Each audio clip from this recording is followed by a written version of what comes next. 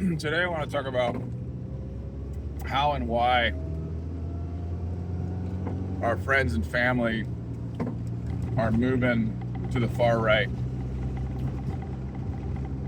and how we can cope with it. And hopefully by the end of the conversation I'll figure out some stuff we can do about it. But yeah, mainly I want to talk about how and why. So, whoa.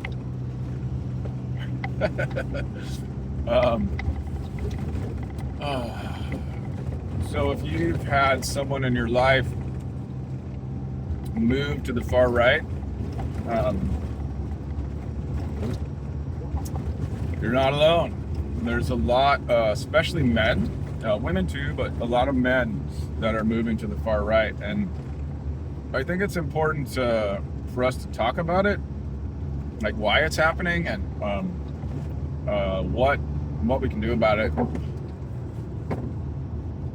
So one of the reasons that this is happening is that we live in a very juvenile culture. America, so I'm talking about America primarily, but most of the West as well. And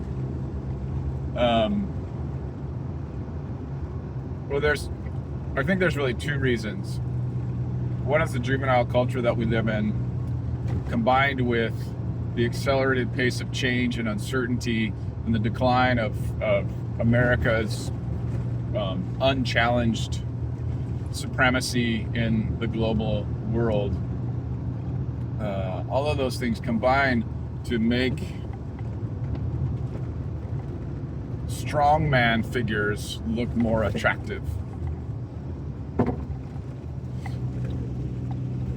When any one group starts to lose power that had power, they start to become more far-right conservative in their ideologies. It's the same thing that happened in Germany prior to Hitler. There was so much economic uncertainty, and Germany had lost so much of its high standing in the world that the whole population was ripe for someone to blame and for someone to come in and tell them that there was this enemy that they needed to fight against. So right now, you have in the United States, you have the far right articulating these enemies: immigrants, communists, Muslims,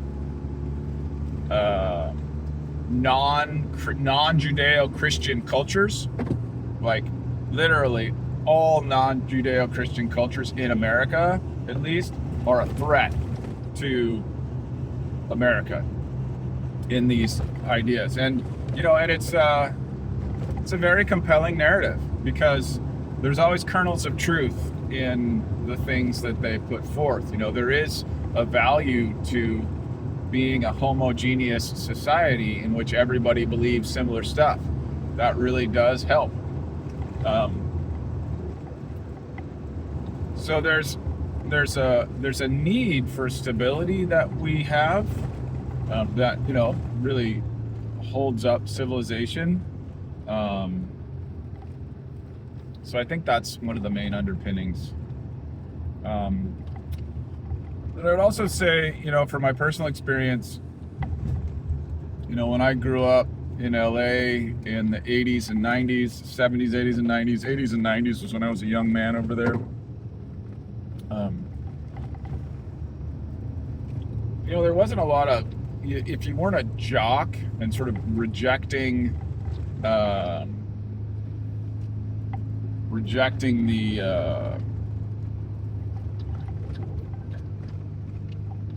well, I can only speak from my personal experience. And in my personal experience, like, I was very in the personal growth world and wanting to be a good person.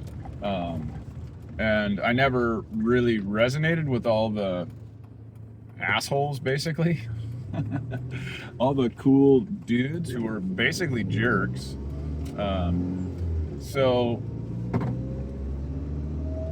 there was this push, and I still think there is this push to be less sort of macho, I guess is the right word. And I gotta say, the whole, I'm fine with people being whatever they are. You can be straight, gay, trans, whatever other names that people like to use these days. But once those ideas, you're asking the rest of the world to sort of to revolve around your ideas, like to literally change language and to change bathrooms, and that kind of stuff really, that's a radical cultural shift. When you're trying to change language from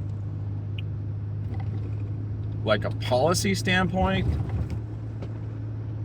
and gender from a policy standpoint, those are huge cultural ideas.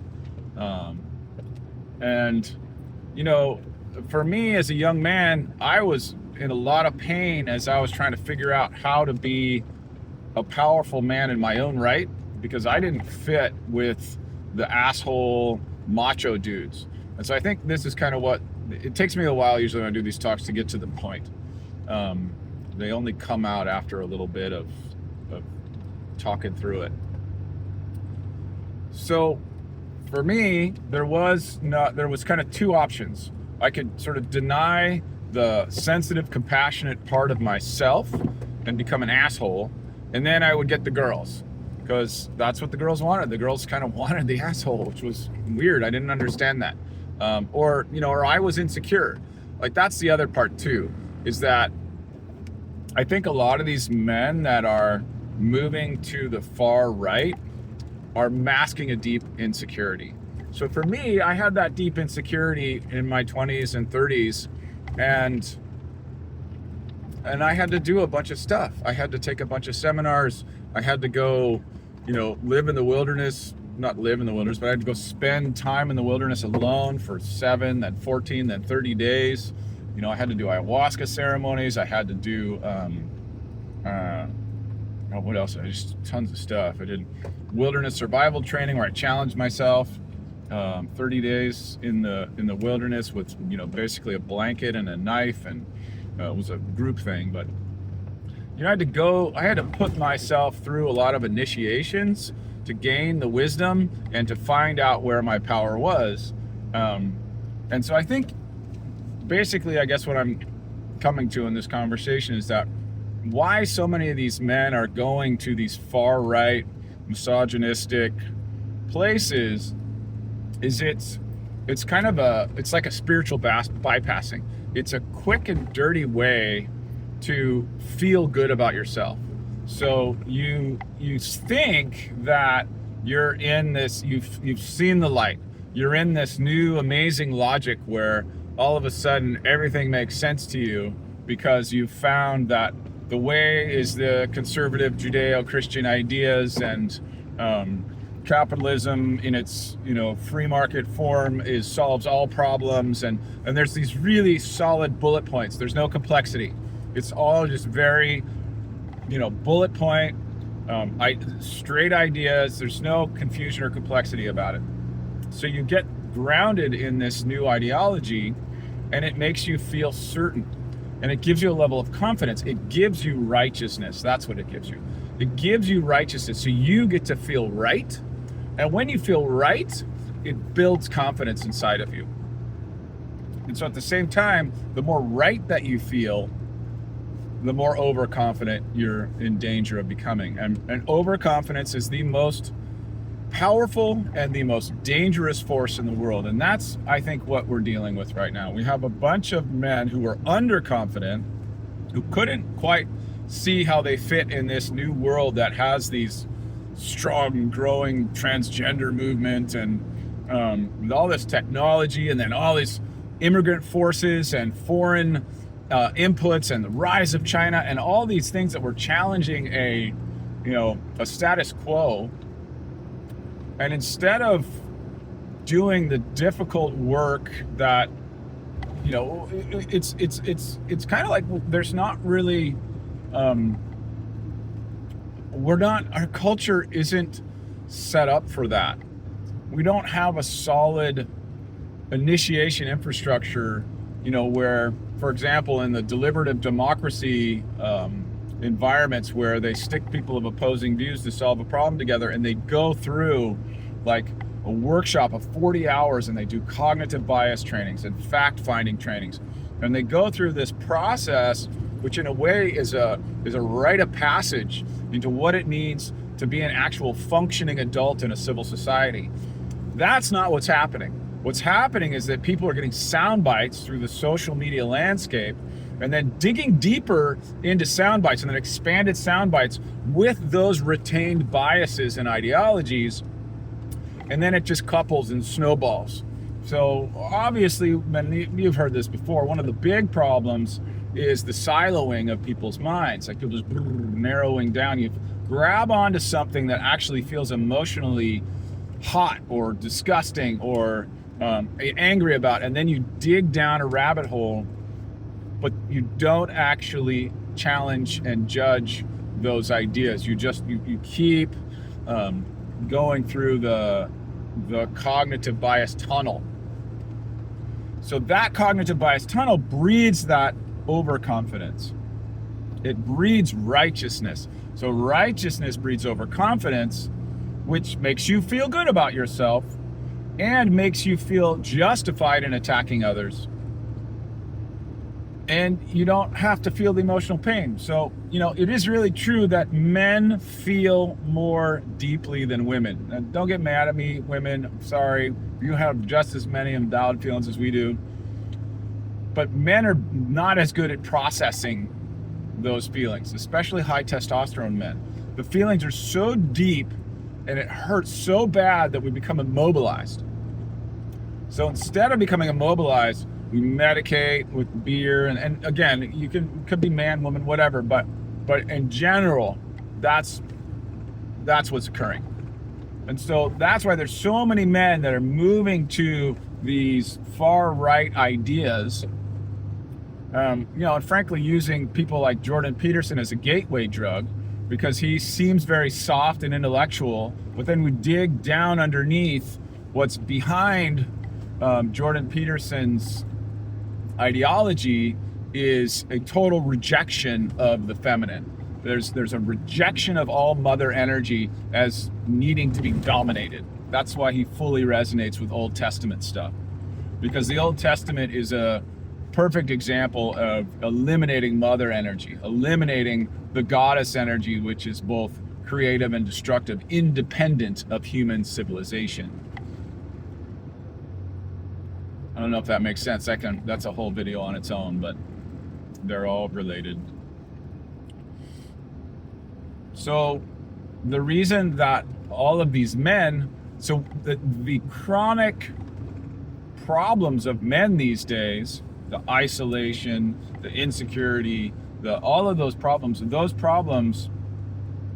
someone like Jordan Peterson helps people lift themselves out of that self-pity, but then takes them over to this, Jordan Peterson doesn't overtly talk about it a lot, but it takes them over to this total rejection of nature and total rejection of the mother energy. So that's why you go to a far right wing ideology, is because you reject all feminine energy. And you say all feminine energy is to be subordinated to a masculine energy, otherwise it's dangerous and will hurt you and will hurt civilization. Now, in some ways, that's actually a kernel of the truth. It is actually kind of true. Like if you let nature go unfettered, then civilization kind of falls apart. But it's only a half truth, because nature is the ground of all being from which all civilization arises. So that's why I'm seeing that we're losing a lot of our good men to this far right-wing ideology. I think Elon Musk is a great example of that. He was very moderate. And then his eldest son rejected him, went transgender, and became a woman. And you know, but I don't even think that it was him becoming his son becoming a woman that, or whatever. I don't know what his son calls himself, or I don't know. I don't care about the pronouns. You can get mad at me. I don't care. Get mad in the comments. I'm not going to change my pronouns. I'm going to talk how I've always talked. So I'm imagining hate comments right now. But anyways, he's a great example because it was at that moment in time that he went hard right. Why did he go hard right? I don't think he went hard right because he all of a sudden saw God in hard right. Like, oh my God, hard right is the way to the everything.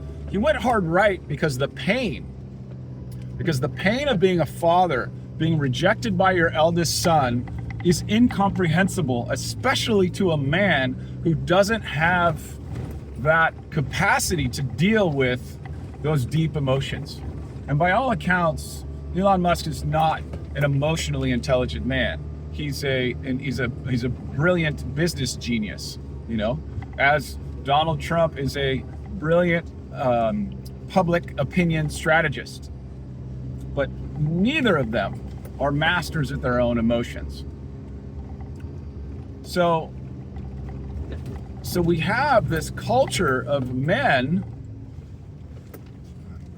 maybe women too, but I think not quite as much. But the men, I guess I'm just talking about the men in this talk, who are getting lost in the far right-wing ideologies, who think they're found. But the real root of the problem is an emotional pain that's not being felt, that can't be felt, that they weren't given the, you know, Jungian capacity to dig into the depths of their own psyche, to feel the depth of their own pain without blaming another or without blaming themselves. That's it. That's the root. To dig it, to heal that. So there's the answer. The answer is to heal that. We have to facilitate men feeling the depth of their pain without blaming themselves and without blaming others. And that's no easy task. You know, an ayahuasca ceremony is not going to necessarily do that. Psilocybin's not going to necessarily do that. You know, an incredibly talented therapist or transformational seminar with the intent of tapping into that pain and releasing it is what is required. And we need that to be available to men all over the Western world, because it's not happening. We don't have it right now.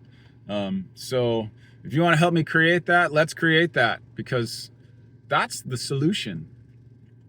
It really is the solution. And most of the men who've already turned are gone, but we can at least save the ones who still have the capacity to feel, the capacity for compassion. You know, there's this idea that somehow a great man is hard, you know, and a great man, I'm gonna have to rewatch. I'm gonna have to watch it. My friend was telling me about the main character in To Kill a Mockingbird and how he's such a great example of a man because he's gentle with everyone. That's a true man. You know, to feel the pain and the insult and to still be gentle with the people around you. That's real manhood. Okay, hope that was helpful.